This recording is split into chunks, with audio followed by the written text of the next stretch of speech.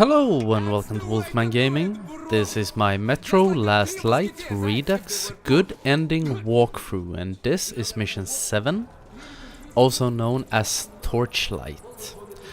And we have escaped the Nazi stations and gotten away from at least the human threat for now.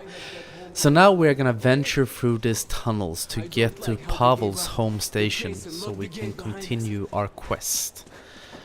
But getting away from the Nazis does not in any way mean that we're safe, because these tunnels are infested with an enemy that anyone who has watched my Metro 2033 guide will recognize the enemies we will face in this level, and that is the spiders. And if you have watched my Metro 2033 guide, you will also know that the spiders do not like your flashlight or light at all. Actually, it hurts them. And it also kills them if you shine your light at them for long enough. So that is something we are gonna use throughout this chapter. And I think that is really nice, because you can go through this entire level and not waste a single bullet. Just shine on them and they will die. And in this mission we will also pick up a few karma points along the way as we go through these tunnels. Sorry, I don't think there are any bonus trophies to pick up here. But at the beginning of the level you may have seen that I walked over to a corpse and picked up a key. And if you're new to the series, throughout these games there are safes. I don't know exactly how many there are in each game.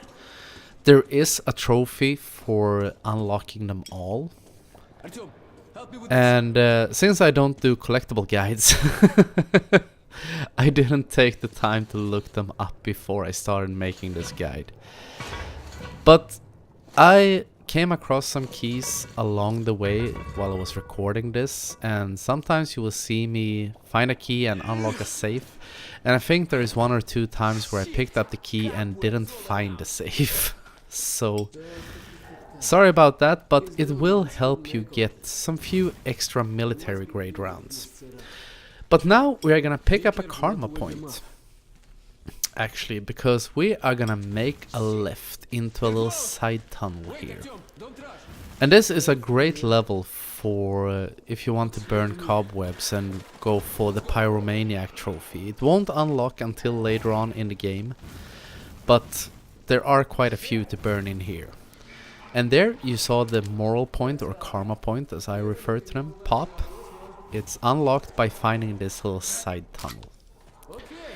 And there are a few more to pick up. One you will unlock by going into the elevator as soon as Pavel tells you to. Almost called him Bourbon, but Bourbon is in the first game. He tells you to join him in the elevator, so we will do that.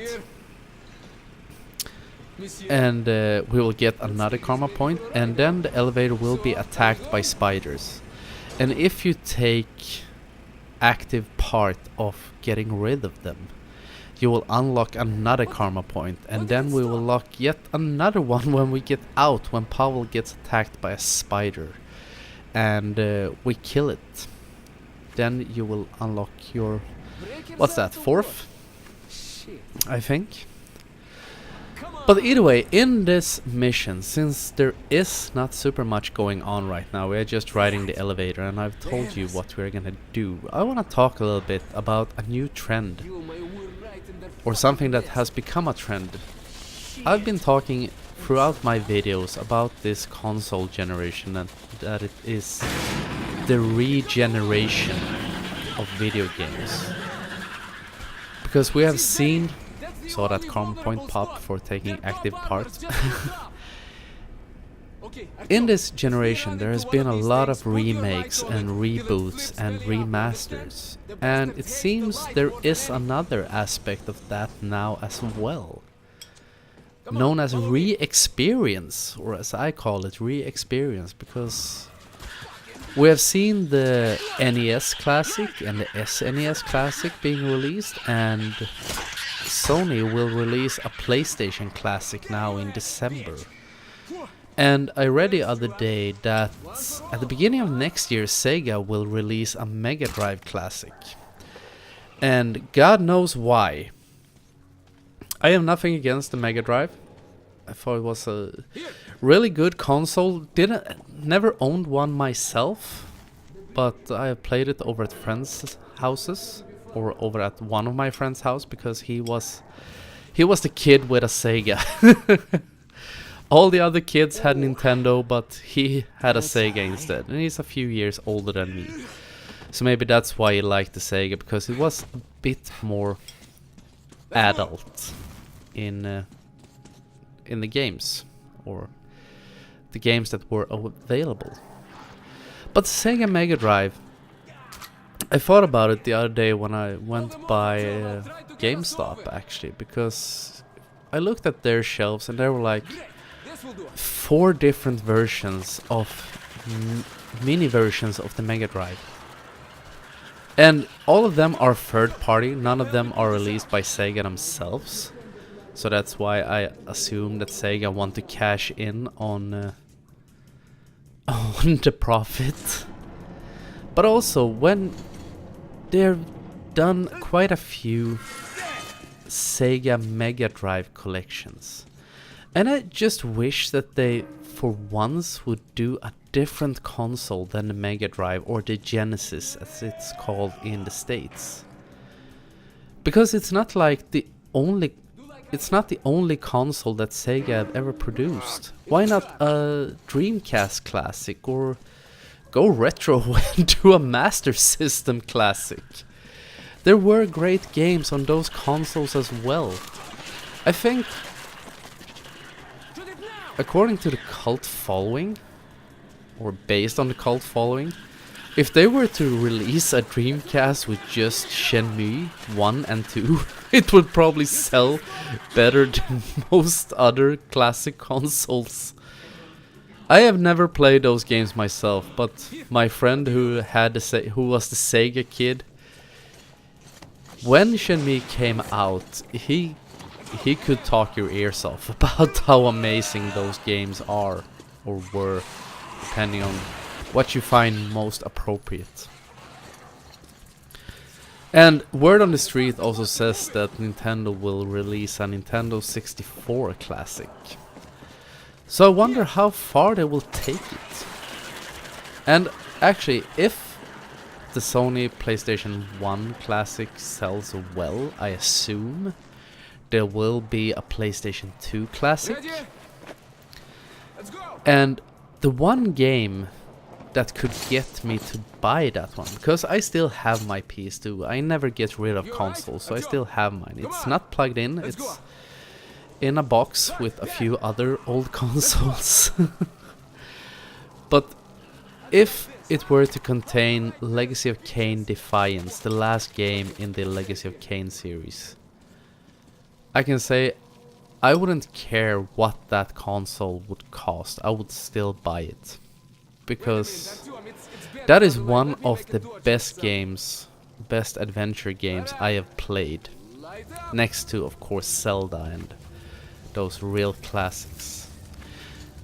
Getting back to this game for a little bit, you will unlock another karma point by staying close to Pavel as he's holding the torch.